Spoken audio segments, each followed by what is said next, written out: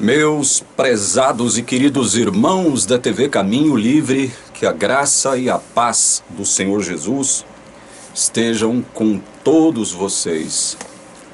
Já tem um tempinho que eu não apareço por aqui, né?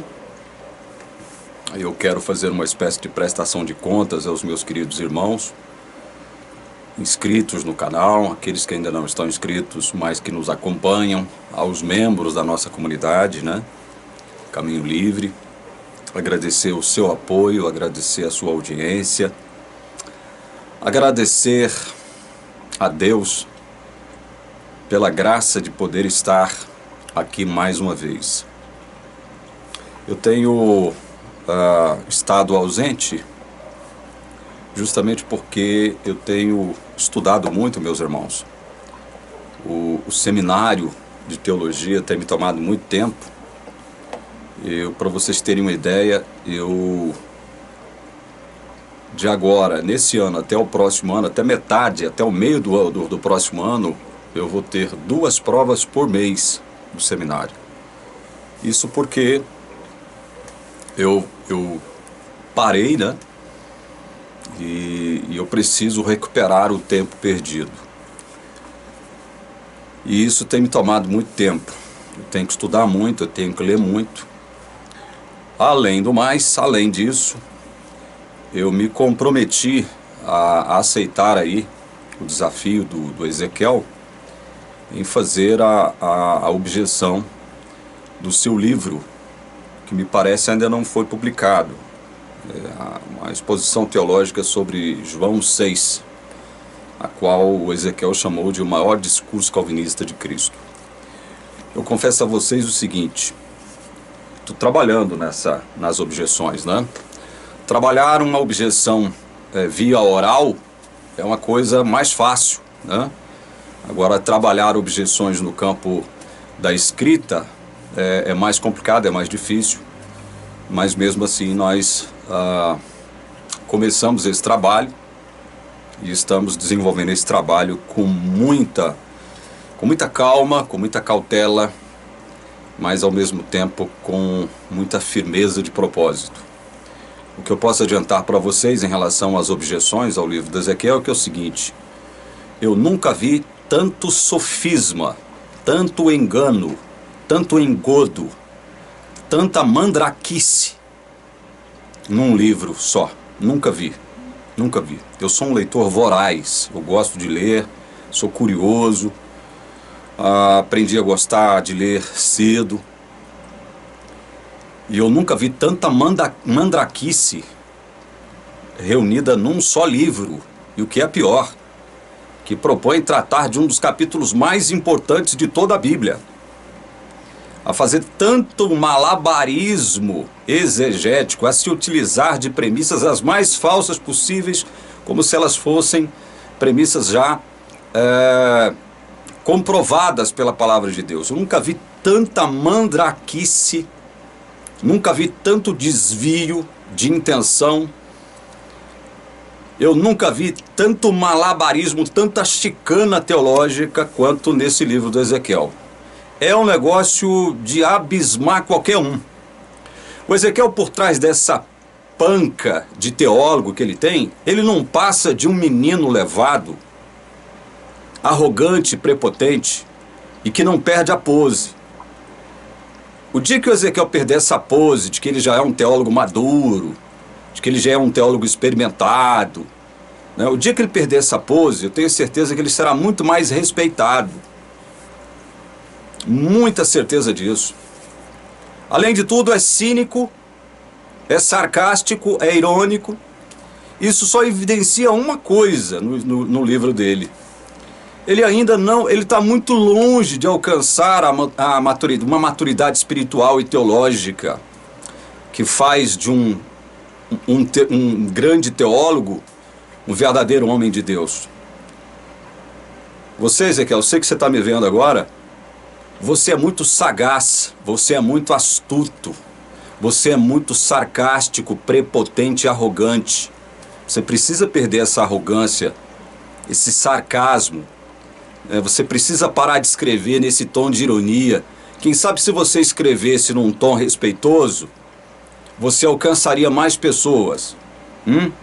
Você já pensou nisso, Ezequiel? Você já pensou que você não passa de um rapazinho mimado, metido a besta, que pensa saber tudo de teologia, mas é um fracote? Você é fraco, Ezequiel. Você é fraco. Eu vou provar isso nas minhas objeções que eu estou escrevendo. Minhas objeções ao seu livro. Você é fraco, você é enganador, você é desonesto para com a palavra de Deus. Você é desonesto. Você precisa aprender uma coisa que você nunca aprendeu na sua vida: a manusear bem a palavra de Deus. Você sabe manusear a palavra. Você é bem articulado, eu já disse isso. Você é um cara inteligente. Se você usasse a sua inteligência para o bem, você teria sucesso. Mas porque você utiliza a sua inteligência e a sua articulação, a sua capacidade de se expressar bem, você a utiliza para o mal, é em função disso que você não tem sucesso por onde você passa. Você precisa ter mais humildade, Ezequiel. Você precisa parar de tratar a palavra de Deus com desonestidade.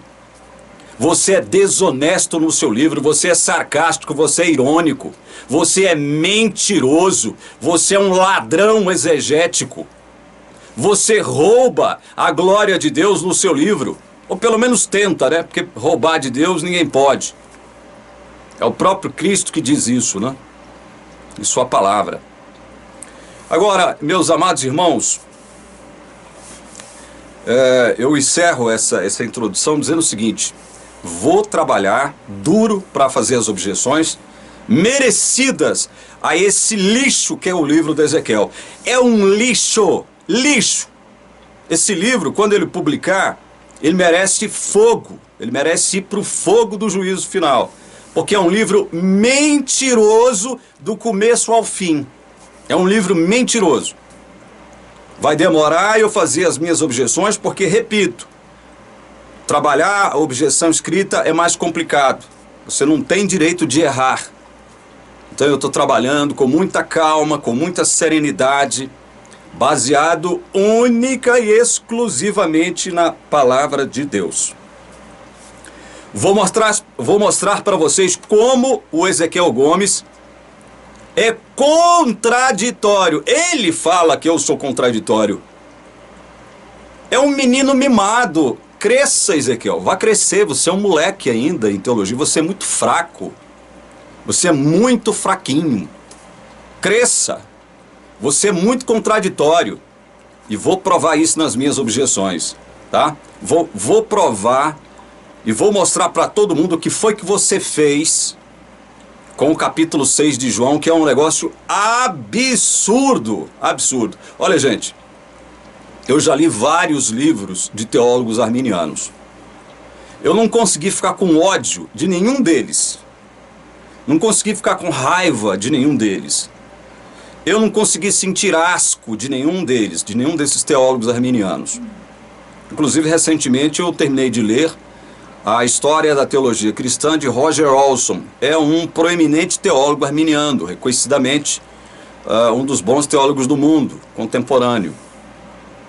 Não consegui ficar com raiva do Roger Olson, não consegui ficar com asco do Roger Olson, porque ele vai trabalhar os pontos de vista arminianos dele dentro da palavra de Deus, porque ele acha que é assim.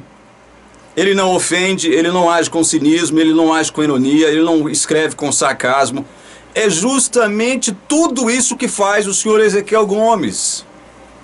Ele faz isso com maestria. Com maestria.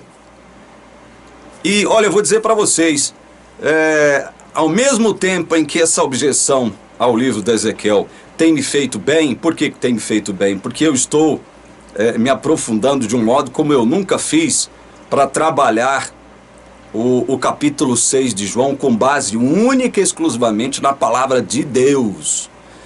Então isso, de certo modo, tem sido bom para mim. Agora, me dá nojo toda vez que eu tenho que ler uma página do livro de Ezequiel. Me dá nojo, eu tenho vontade de vomitar. Vontade de vomitar.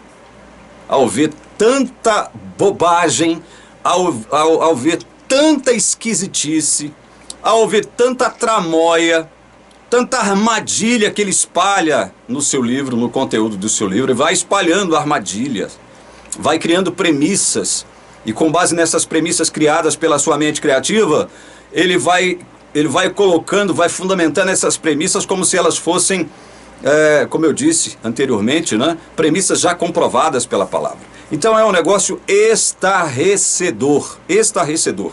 Esse livro do Ezequiel Gomes é um dos piores livros que eu já li de arminianismo em toda a minha vida. Um dos piores, eu tenho certeza. Nenhum teólogo sério, haverá teólogos que assinarão embaixo do que ele escreve lá. É óbvio que haverá, né? Haverá gente referendando, chancelando o trabalho dele.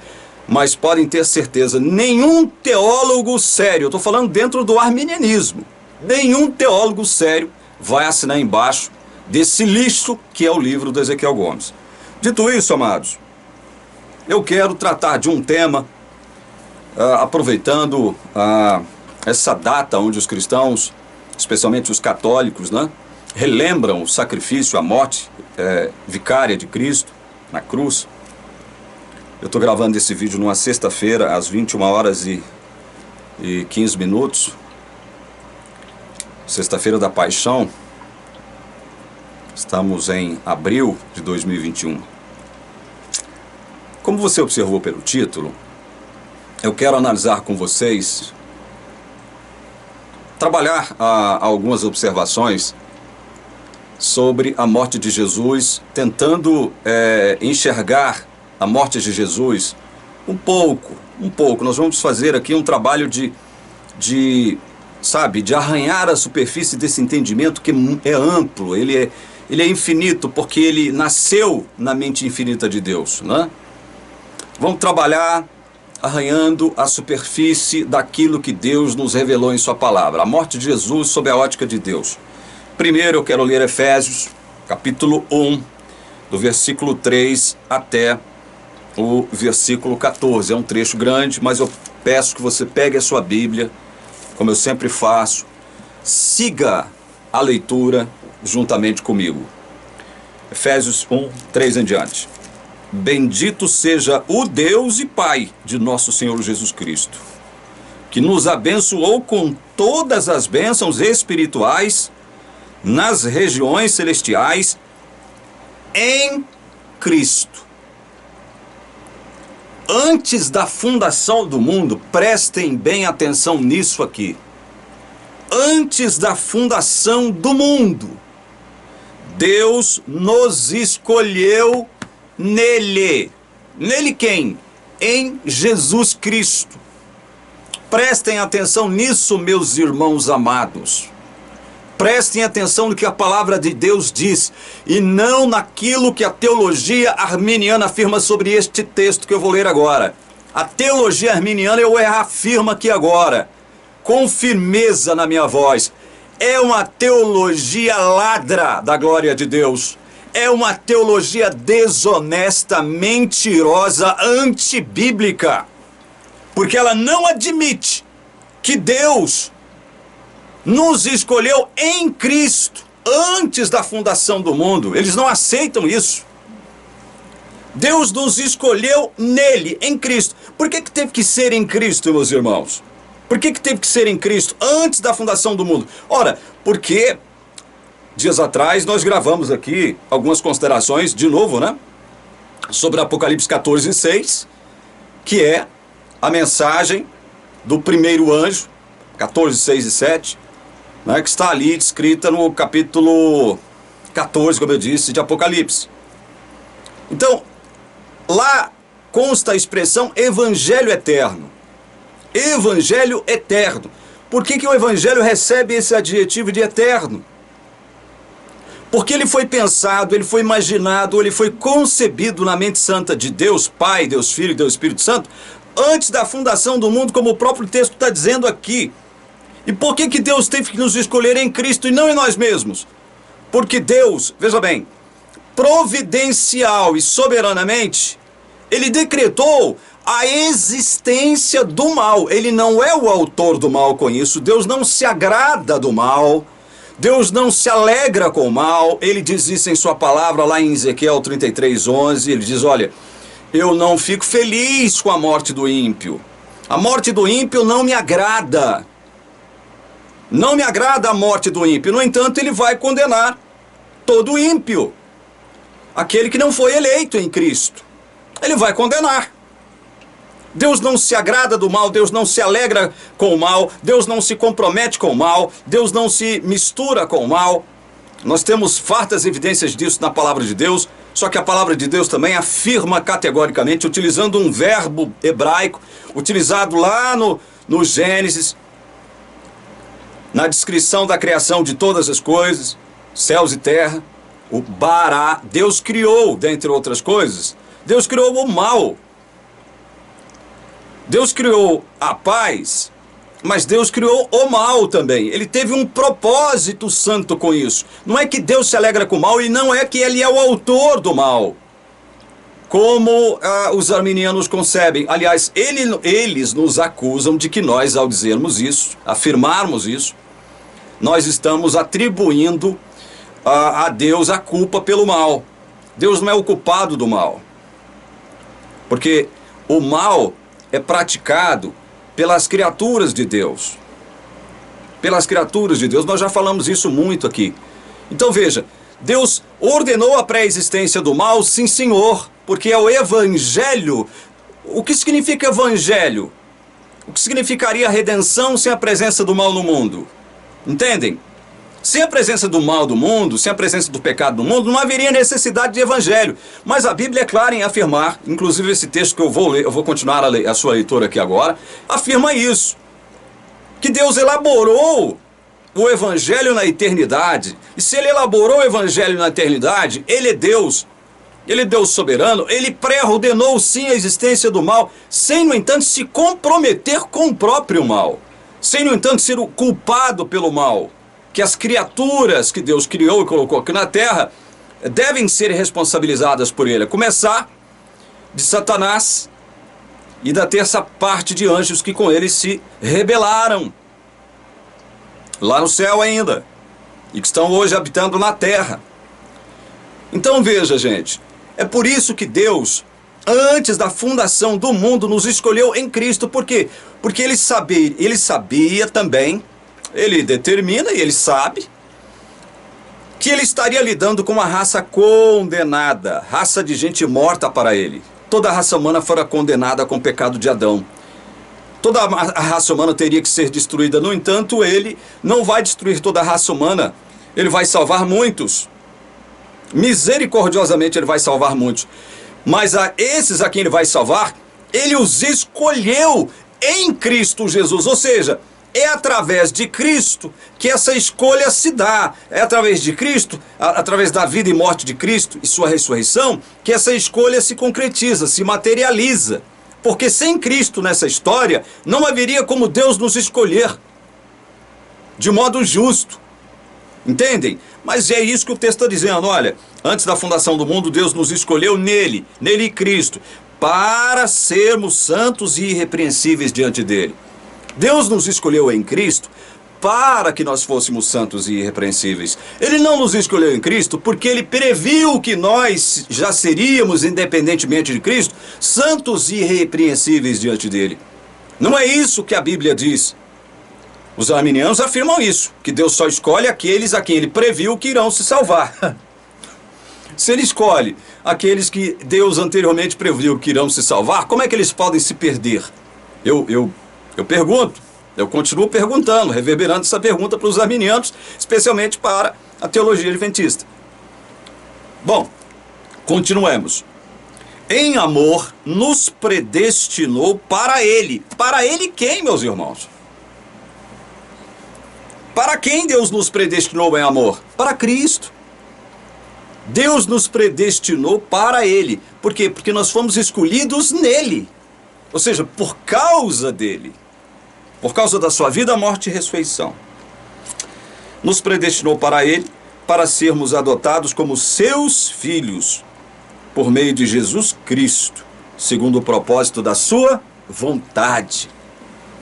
O grande propósito de Deus era nos tornarmos era fazer com que nós nos tornássemos filhos dele, em Jesus, por meio de Jesus. Nada fora de Jesus, nada sem Jesus nessa história.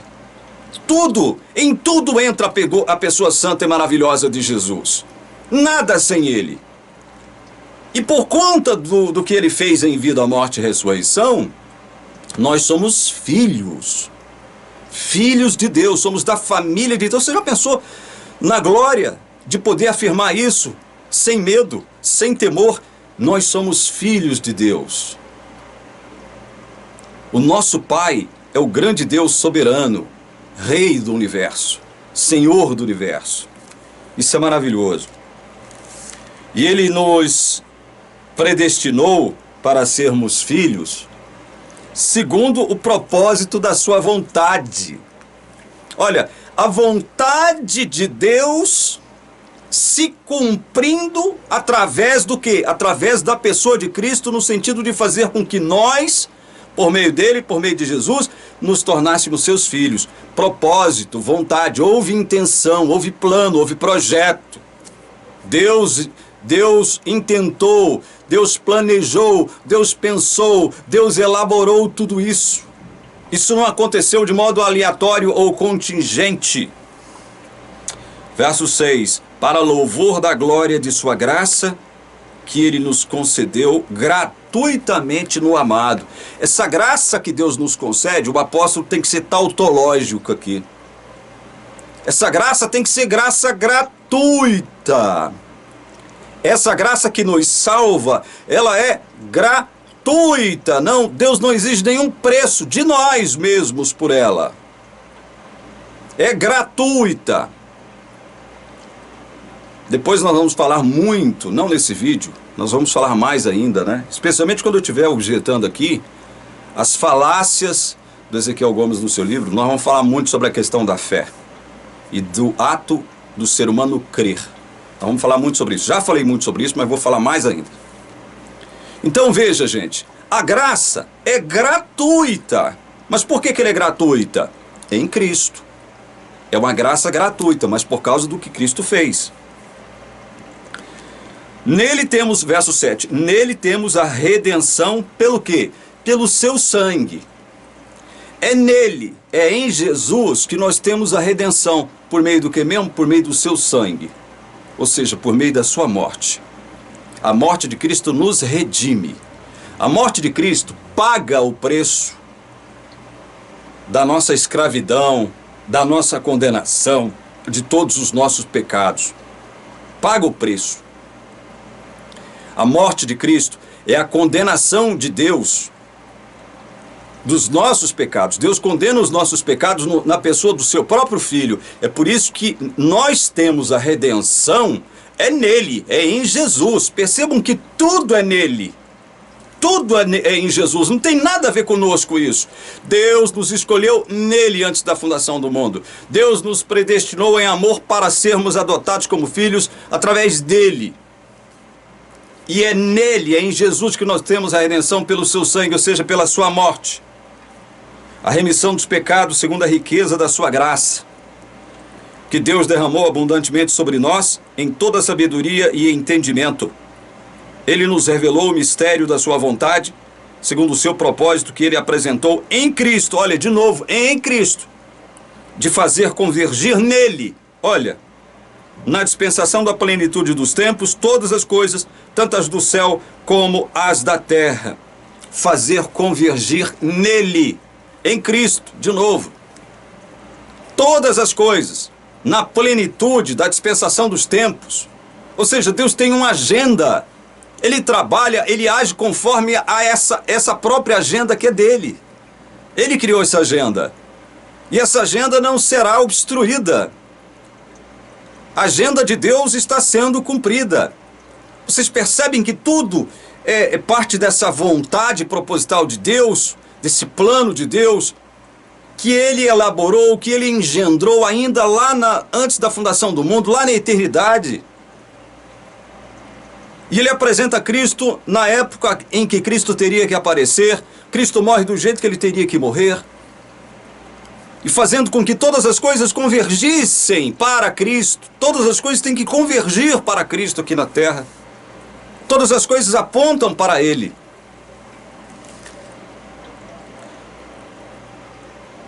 Verso 11. Em Cristo fomos também feitos herança, predestinados segundo o propósito daquele que faz todas as coisas conforme o conselho da sua vontade. Eu poderia ficar aqui 1 hora falando só sobre esse versículo aqui, ó. Em Cristo fomos também feitos herança. Nós somos herança. Por causa do que Cristo fez, nós somos herança. Nós somos herança. Nós fomos feitos herança. Por conta do que Cristo fez. Predestinados, olha só, predestinados segundo o propósito daquele que faz todas as coisas conforme o conselho da sua vontade. Fomos predestinados. Segundo o propósito meu. Você foi predestinado segundo o seu propósito? Segundo os propósitos do meu livre-arbítrio, do seu livre-arbítrio? Não. Predestinados segundo o propósito daquele que faz todas as coisas conforme o conselho da sua vontade. Ele faz todas as coisas de acordo com o querer dele e ninguém tem o poder de obliterar a vontade soberana de Deus. Não pensem vocês que isso acontece, nunca aconteceu, jamais acontecerá. A vontade de Deus tem vários aspectos, nós já trabalhamos isso aqui. Vamos tentar recordar aqui, vamos ver se a gente consegue, de cor e salteado, tentar recordar alguns aspectos da vontade de Deus. Pelo menos os principais. Deus tem uma vontade secreta. Lá em Deuteronômio 29, Moisés disse, olha, as coisas reveladas pertencem a você e seus filhos, mas as que não foram reveladas, estão encobertas, pertencem a Deus. Ou seja, Deus tem a vontade secreta. Tem coisas que Deus não nos revelou. Quem sabe nunca nos revelará. Outras, quem sabe Ele nos revelará. Deus tem uma vontade secreta. Deus tem uma vontade decretiva. Essa vontade decretiva não pode ser obliterada. Essa vontade decretiva não é condicionada à ação humana. Ela acontece independentemente do homem querer ou não. Eu posso dar um exemplo de vontade decretiva de Deus sendo cumprida na vida de Abraão. Deus não chegou para Abraão e falou, Abraão, tem uma proposta para você caso você aceite. Eu quero fazer de você uma grande nação. Eu quero fazer surgir de você uma grande nação que me tema, que me reconheça como o único Deus existente no universo. E aí, você topa, Abraão? Se você topar, você está comigo. Se não, eu vou ter que arrumar outro. Foi isso que Deus fez? Claro que não. Deus tem uma vontade decretiva, Deus tem uma vontade secreta. Deus tem uma vontade agora preceptiva que se revela nas ordenanças, nos mandamentos. Essa vontade de Deus pode ser, sim, desobedecida, porque ela depende do homem. A vontade preceptiva que se revela através das normas, dos mandamentos de Deus. Eu transgrido a vontade preceptiva de Deus todo santo dia na minha vida. Você também. E não adianta você falar que não. Não adianta vir dar uma de santarrão para cima de mim não, tá? Não há nenhum justo sequer. É isso que a palavra de Deus diz. Nós somos justos graças ao que Cristo fez, não por nós mesmos. Certo? Então, essa vontade preceptiva de Deus, ela pode ser sim transgredida e o homem transgride ela a todo instante. Os filhos de Deus também transgridem essa vontade preceptiva de Deus. Então nós já temos aí vontade secreta, vontade decretiva, vontade preceptiva. Nós temos a vontade de prazer. Olha, é como eu citei um versículo aqui de Ezequiel 33:11. Deus não tem prazer na morte do ímpio. Deus não se agrada com a morte do ímpio. Deus não se agrada em condenar o ímpio. Deus não se agrada em mandar matar, em ordenar a morte de ímpios. No entanto, Ele vai fazer isso. Mas não é do seu agrado. Não é algo que satisfaz a pessoa de Deus. Deus não se satisfaz com isso, Ele não se alegra com isso. É vontade de prazer, essa é a vontade de prazer de Deus. Deus tem essa vontade de prazer, nós temos que reconhecê-la porque a Bíblia trata dela. A Bíblia trata dela. Então nós já estabelecemos aí, olha, 4 distinções da vontade de Deus. Vontade secreta, vontade decretiva, vontade preceptiva, vontade de prazer. E por último eu ressalto mais um aspecto da vontade de Deus que é muito importante. A vontade permissiva. Vontade permissiva de Deus é vontade de Deus. Porque Ele é soberano. Vocês têm que entender isso. arminiano não entende isso. Vontade permissiva de Deus não é vontade de Deus para o arminiano. O arminiano fala da soberania de Deus, fala que Deus é Senhor de todas as coisas, mas olha, é só papo furado, é só da boca para fora. Eles não concordam com isso, não pautam suas vidas conforme esta ideia, que é uma ideia absoluta na palavra de Deus. Deus é soberano. Ou seja, se ele é soberano, não pode haver ninguém igual a ele, disputando soberania com Deus, não pode. Então, Deus tem uma vontade permissiva, nós já tratamos disso. Ele permite que certas coisas aconteçam, inclusive coisas ruins, coisas más. Mas por que ele permite? Porque faz parte do plano secreto de Deus. Muitas dessas coisas faz parte do plano secreto de Deus. Muitas dessas coisas fazem parte do plano encoberto de Deus, da vontade secreta de Deus. Então Deus tem uma vontade permissiva, mas essa vontade em Deus, ela é vontade. Então nós já explicitamos isso aqui. Fomos predestinados segundo o propósito daquele que faz todas as coisas conforme o conselho da sua vontade. 12. A fim de sermos para louvor da sua glória, nós os que de antemão esperamos em Cristo. Aí Paulo refere-se a si mesmo como judeu, e envolve aqui toda a classe de judeus que havia crido em Cristo, né? Nós os que de antemão esperamos em Cristo. Todos nós que nos convertemos, que passamos pelo novo nascimento, somos como que louvor para a glória de Deus, não para a nossa própria glória. Verso 13. Nele, olha, em Cristo, também vocês, depois que ouviram a palavra da verdade, o evangelho da salvação, tendo nele também crido, receberam o selo do Espírito Santo da promessa. Aí Paulo se dirige aos gentios, que receberam o quê? Ouviram a palavra da verdade, o evangelho da salvação, tendo nele, em Cristo, também crido, receberam o selo do Espírito Santo da promessa. Ou seja, quando eu creio em Cristo verdadeiramente, quando você crê em Cristo verdadeiramente, você recebe o Espírito Santo, o selo do Espírito Santo da promessa. Acabou, não tem essa história mais. Olha, vai haver um tempo em que o Espírito Santo se retirará de você. Você vai ter que se encontrar com Deus sozinho, é você e Deus na parada. Não existe isso, essa história da teologia adventista. Mentirosa, por sinal. O Espírito é o penhor da nossa herança, até o resgate da sua propriedade em louvor da sua glória. O Espírito é o penhor. Ele é o penhor da nossa herança. Ou seja, ele é o garantidor de que nós receberemos a herança, até o resgate da sua propriedade em louvor da sua glória. Nós somos propriedade do Deus, o Espírito Santo. Ele é o penhor até o resgate da sua propriedade, até o nosso resgate. Quando é que acontece esse resgate? Quando o Senhor voltar agora pela segunda vez à terra. Quando ele vir à terra pela segunda vez. A segunda vinda de Jesus, nós seremos resgatados. Mas até lá nós temos alguém que afiançou a nossa vida em Deus. É o Espírito Santo. Graças ao quê? Ao que Cristo fez. Vocês percebem que toda a Trindade está envolvida no plano, nesse plano da redenção? Muito bem, dito isto, estabelecido isto, que o Evangelho, essa ideia de salvar muitos aqui, condenados da raça humana, que se perdeu lá no Éden, é uma ideia eterna, ela não é uma ideia contingencial. Vocês percebem que, vamos abrir em Gênesis capítulo 3, Gênesis capítulo 3, logo após a entrada do pecado, logo após Adão e Eva desobedecerem a Deus, Deus chega para a serpente. Por trás da serpente nós sabemos quem que estava, era o diabo, o próprio Satanás. Deus chega para a serpente dizendo o seguinte: olha, porei inimizade entre você e a mulher. Ou seja, havia depois do pecado que já uma relação de amizade entre o diabo e a mulher. Havia uma relação de amizade, de concórdia, havia harmonia. Mas Deus diz o seguinte: olha, sem pedir permissão para ninguém, Deus diz: porei inimizade entre você, serpente, ou diabo, e a mulher. Eu vou pôr inimizade. Aí ele diz mais: entre a sua descendência, diabo, e o descendente dela.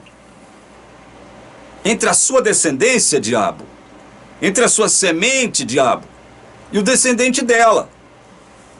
Olha, Deus afirmando categoricamente que haveria uma semente do diabo aqui na terra, uma descendência do diabo aqui na terra, e que ele, evidentemente, ele firmaria essa inimizade entre a descendência do diabo e o descendente da mulher. Esse descendente da mulher não é outro senão o nosso Cristo. Aí ele diz aqui, olha, presta atenção nisso aqui, ó. Este lhe ferirá a cabeça. Cristo vai ferir a cabeça do diabo. É uma ferida mortal. Entendeu? Cristo vai destruir o diabo. E você, falando agora para o diabo, para a serpente, para Satanás, e você lhe ferirá o calcanhar. O que significa isso? Você lhe ferirá o calcanhar. Você ferirá a sua humanidade. Ou seja, isto aqui é uma profecia da morte de Cristo na cruz. O diabo feriria Cristo. E Deus se utiliza aqui, né, de uma metáfora de um pedaço do corpo humano, né, o calcanhar, dando a entender que essa ferida não seria mortal. Não estou falando que Cristo não morreria, não é isso. Estou falando aqui do ponto de vista da eternidade. Essa ferida que o diabo aplicaria a Cristo não seria uma ferida que redundaria na morte eterna de Jesus. É isso que eu estou querendo afirmar. Mas a morte de Jesus está aqui, já prefigurada, metaforicamente. O diabo feriria o calcanhar do Filho de Deus. Ou seja, já estava profetizada a morte desse Filho de Deus. E aqui no verso 21 do capítulo 3... vocês percebem a atitude de Deus em reafirmar isso aí. Olha o verso 21. O Senhor Deus fez roupas de peles com as quais vestiu Adão e sua mulher. Deus matou aí um ovelhinho, um cordeirinho, e com as peles vestiu Adão e Eva. Esse cordeirinho é uma espécie de didatismo divino, de pedagogia divina, incutindo já na mente de Adão e Eva que alguém precisaria morrer para vesti-los com a justiça de Deus, para trazê-los de volta ao favor de Deus. Não haveria favor de Deus novamente para o homem se não fosse pela morte desse cordeirinho. Não fosse pela morte dele, não haveria isso. Percebam então que Deus, já evidentemente, ele coloca aquele plano que ele elaborou lá na eternidade em ação aqui. Ele coloca esse plano em ação, logo após a entrada do pecado.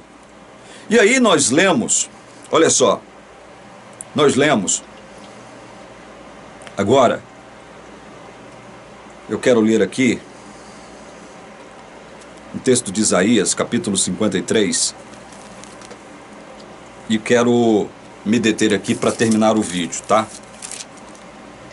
Quero me deter aqui para terminar o vídeo. Abram comigo aí em Isaías 53.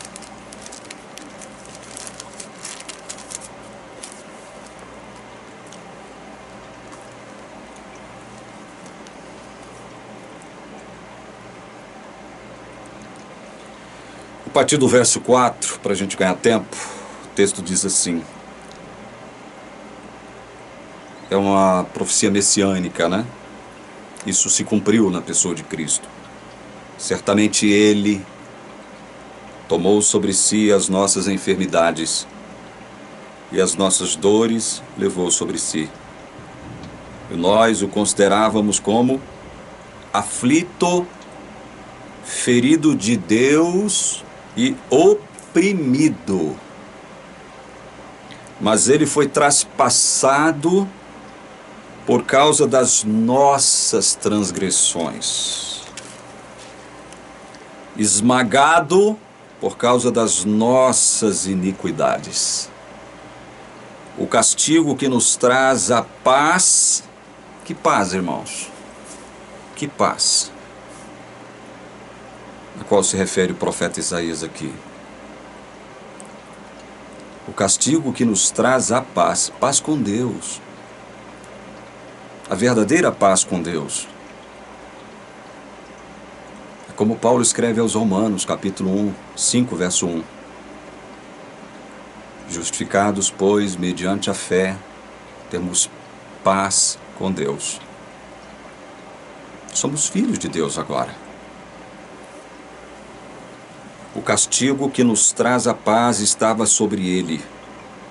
Pelas suas feridas fomos sarados. Todos nós andávamos desgarrados como ovelhas, cada um se desviava pelo seu próprio caminho, mas o Senhor fez cair sobre ele a iniquidade de todos nós. Ele foi oprimido e humilhado, mas não abriu a boca. Como cordeiro foi levado ao matadouro, e como ovelha muda diante dos seus tosqueadores, ele não abriu a sua boca. Pela opressão e pelo juízo ele foi levado, e de sua linhagem quem se preocupou com ela? Porque ele foi cortado da terra dos viventes, foi ferido por causa da transgressão do meu povo.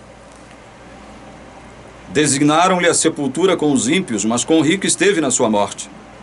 Embora não tivesse feito injustiça e nenhum engano fosse encontrado em sua boca. Agora prestem atenção nesse verso 10 aqui, meus amados e queridos. Prestem atenção nesse verso 10 do capítulo 53 de Isaías. Todavia, ao Senhor agradou esmagá-lo, diz a minha tradução. A tradução da Nova Almeida atualizada. Todavia ao Senhor agradou esmagá-lo, fazendo-o sofrer. Gente, vocês já pararam para prestar atenção, para refletir sobre o sentido disso? Deus se agradou em esmagar Jesus, em fazê-lo sofrer. Foi do agrado de Deus. Foi do agrado de Deus. Isso é um paradoxo. Porque nós sabemos que Deus, e eu disse isso na introdução da minha fala, que Deus não se agrada com o mal, Deus não se compromete com o mal, Deus não fica feliz com o mal. Mas a Bíblia aqui, quando descreve a obra de Jesus, descreve um trecho da vida de Jesus, trecho este que pode ser comparado com um trecho ali imediatamente antecedente à própria cruz do Calvário. Foi o período em que ele mais sofreu, quando ainda estava na terra. Agradou ao Senhor esmagá-lo, fazê-lo sofrer. Foi da vontade de Deus que Cristo fosse esmagado, que Cristo fosse surrado, fosse vilipendiado, fosse oprimido, sofresse barbaridades. Foi da vontade desse Deus soberano que Cristo sofresse. Eu falo isso, eu me arrepio. Porque eu tenho que ter o cuidado agora de, como pregador da palavra, não deixar a mínima possibilidade no ar de que você possa pensar o seguinte: olha, então esse Deus é mau? O nosso Deus, o Deus no qual nós cremos, é mau? Perceba que não é isso, não é essa a intenção do profeta Isaías ao escrever pela inspiração do Deus Espírito Santo. Não é essa a intenção. A intenção é fazer com que você entenda como Deus também sofreu com Cristo. Porque Paulo aos Coríntios diz que Deus estava com Cristo. Deus estava em Cristo. Quando Cristo sofria, muita gente pergunta: onde é que estava Deus quando Cristo sofreu todas essas barbaridades aí? Quando colocaram ele sobre a cruz, onde é que estava esse Deus? Deus estava em Cristo. Mas foi necessário Deus fazê-lo sofrer, porque todo esse sofrimento, todas essas mazelas que afetaram a pessoa santa de Jesus, elas teriam que nos afetar. Nós merecíamos o que ele sofreu. Nós merecíamos sentir as dores que ele sentiu. Nós merecíamos ser esmagados como ele foi. Sermos brutalizados como ele foi brutalizado. Nós merecíamos. No entanto, tudo que nós merecíamos de ruim recaiu sobre ele, mas sobre o agrado de Deus. Mas não que Deus se agradasse disso. Deus se agradou disso porque por trás desse sofrimento de Cristo estava o seu plano eterno de nos salvar, de nos regenerar e de nos tornar filhos seus de novo, como fomos no Éden antes da entrada do pecado.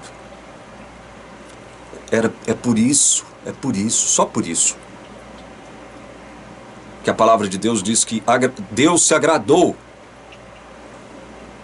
ao vê-lo ser esmagado, ao vê-lo sofrer. Deus se agradou. Leiam comigo agora o que está em Atos, capítulo 2. Atos capítulo 2. Leiam comigo do verso 22 até o verso 24. Atos capítulo 2, do verso 22 até o verso 24. Israelitas, escutem o que vou dizer. Jesus, o Nazareno, homem aprovado por Deus diante de vocês, com milagres, prodígios e sinais, os quais o próprio Deus realizou entre vocês por meio dele, como vocês mesmos sabem, a este, conforme o plano determinado e a presciência de Deus, vocês mataram, crucificando-o por meio de homens maus. Porém, Deus o ressuscitou, livrando-o da agonia da morte, porque não era possível que fosse retido por ela. Olha, escutem isso. Escutem isso. Pedro falando aos israelitas, seus compatriotas, a respeito de Jesus, o que ele havia feito. No verso 23, Pedro diz, olha, a este, Jesus, o Nazareno, conforme o plano determinado e a presciência de Deus. Plano determinado. Presciência de Deus, mas que presciência? Presciência através das profecias, como aquela que eu li em Gênesis 3,15, onde Deus afirma, olha, porém inimizade entre você e a mulher, entre a sua descendência, diabo, e o seu descendente, ele te ferirá a cabeça e você lhe ferirá o calcanhar.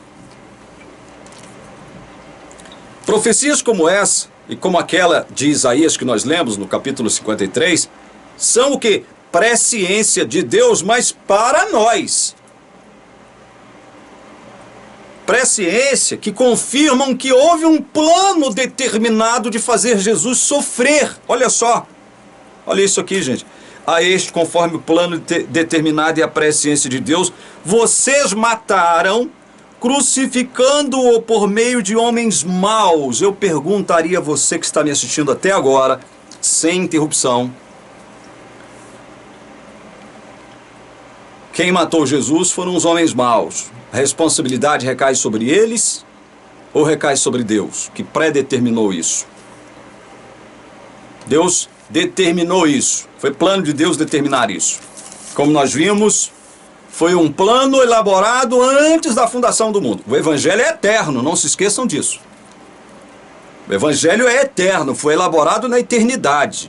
Não foi um plano contingencial. Quem foi que matou Jesus? Foi Deus ou foram os homens maus? É uma pergunta difícil de ser respondida, né?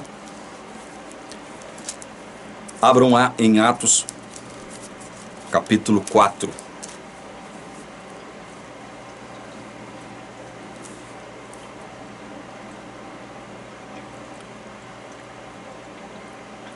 Mais uma vez Pedro, desta vez acompanhado de João.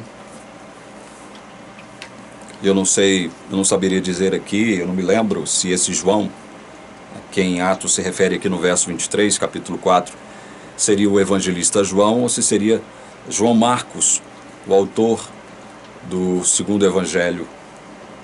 Abram comigo Atos 4, versos 27 e 28. O texto diz assim: porque de fato nesta cidade, Herodes, Pôncio Pilatos, gentios, gente de Israel, se juntaram contra o teu santo servo Jesus, a quem ungiste, para fazerem tudo o que a tua mão e o teu propósito predeterminaram. Olha só, Herodes, Pôncio Pilatos, gentios e gente de Israel se mancomunaram, se juntaram contra Jesus, a quem Deus ungiu, para fazerem tudo o que a mão de Deus e o propósito de Deus predeterminaram que eles fizessem com o seu próprio filho. Meus irmãos, olha só a gravidade e a profundidade destes textos. Olha só a gravidade disso. Deus predeterminou, Ele teve que predeterminar lá na eternidade, antes da fundação do mundo, a morte do seu filho. Ele teve que predeterminar isso. Homens maus mataram a Jesus. Herodes, Pôncio Pilatos, gentios, gente de Israel, se juntaram para matar a Jesus. Eles devem ser responsabilizados pela morte de Jesus, porque foram eles que praticaram este mal horrendo contra uma pessoa santa e pura, que era a pessoa de Jesus, o Deus encarnado, o Verbo, o Logos divino encarnado, a palavra encarnada. Os homens devem ser responsabilizados pela morte de Jesus. No entanto, quem foi que predeterminou isso? Segundo a palavra de Deus. Isso aqui não é conversa de teólogo reformado, de teólogo calvinista, não. Segundo a palavra de Deus. Quem foi que predeterminou isso? Predeterminou isso. Quem foi que elaborou esse plano? Que foi, inclusive, mencionado pela presciência de Deus. O que é presciência de Deus, meus irmãos? Senão as profecias com as quais Deus nos presenteou através do quê? Dos seus profetas. Os seus profetas nos trouxeram a nós o pré-conhecimento disso, de que isso haveria de acontecer. Porque Deus predeterminou isso. Foi vontade, propósito santo de Deus que isso acontecesse. Que eles fizessem, que eles cometessem esse crime horrendo contra o seu filho. Deus se agradou em moê-lo, diz outra tradução, esmagá-lo, fazê-lo sofrer. Mas por quê? Se Deus não é mau, se Deus não é tirano, se Deus não é sádico, por que a Ele agradou fazer seu filho sofrer? Porque por trás da morte de Jesus estava a nossa redenção, meus queridos. Só por isso. Por trás da morte de Jesus estávamos eu e você. Foi por isso. Simplesmente por isso. Mas Deus estava em Cristo. Deus estava com Cristo. Agora, teve um momento, pouco antes de Jesus morrer, em que ele pergunta na cruz, né? Deus meu, por que me desamparaste? É o aspecto humano de Jesus se manifestando aqui. Um aspecto humano de Jesus se manifestando. E Jesus, quando carrega todo o peso dos pecados daqueles por quem ele veio morrer, esses pecados produzem essa separação dele e do Pai. Nesse momento, como diz a profecia, ele pisa o lagar sozinho. Sozinho. Nesse momento, quando ele carrega o peso dos nossos pecados, os meus e os seus, ele pisa no lagar sozinho. Deus se separa dele ali. Mas porque Deus se agradava em se separar dele? Não. Porque o pecado produz a separação entre homem e Deus. Vocês percebem que se a gente não procurar entender alguns fatos bíblicos de acordo com a própria palavra, sem a intervenção de nenhuma ideia preconcebida, de uma denominação religiosa, de uma orientação teológica, você corre sérios riscos de errar, e é isso que muitos fazem. Erram escancaradamente em afirmar certas coisas a respeito da palavra de Deus, coisas que não correspondem com a verdade. Então, sob a ótica de Deus, a morte de Jesus foi necessária. Deus se agradou moê-lo, como diz a revista atualizada, esmagá-lo, como diz essa tradução da Nova Almeida atualizada. Deus, foi do agrado de Deus fazê-lo sofrer. Mas porque Deus é mau? Não. Porque através disso, de todas essas mazelas que se abateram a Jesus, que afetaram a pessoa de Jesus, nós, a nossa salvação, a nossa redenção, o nosso perdão total estava por trás disso tudo. Estava por trás disso. Então a morte de Jesus, meus amados irmãos, a morte de Jesus é o fator, é o ponto que divide, que separa a história natural do pecado dessa história que será novamente resgatada. O domínio da história será resgatado por esse Deus maravilhoso quando Jesus voltar agora pela segunda vez. Deus encara a morte de Jesus de um modo paradoxal para nós. Ao mesmo tempo em que ele se agrada disso, mas ele não está feliz com isso. Deus não está sorridente com isso, ele não está feliz em ver, ele não fica feliz em ver seu filho sofrer. Mas fez parte da sua vontade fazer seu filho sofrer para que nós pudéssemos estar com Deus de novo, meus irmãos. A morte de Jesus é o fator determinante da nossa salvação, da nossa redenção. Vou ficando por aqui. Já estou no ar aqui há 1 hora. É óbvio que nós teríamos muito ainda que comentar, muito que falar. Já falamos muito a esse respeito também. Mas eu termino esse vídeo dizendo para você o seguinte: olha, não deixe de crer na palavra de Deus, não. Não troque a teologia da sua igreja. Não troque a Bíblia pela teologia da sua igreja. Não deixe a Bíblia de lado em prol da teologia da sua denominação. Procure refletir sobre aquilo que a sua igreja prega sobre Evangelho. Se isso bate com o que a Bíblia diz, se isso está em harmonia com a palavra de Deus. Procure. Não se deixe enganar pelos lobos vorazes que estão à solta por aí, fazendo suas vítimas, destilando erros, mentiras, sofismas, os mais diversos, de todas as naturezas. Não se engane, não se deixe enganar. Essa, inclusive, era uma das preocupações de Jesus. Não sejam enganados. Que a morte de Jesus possa ter um sentido glorioso para você.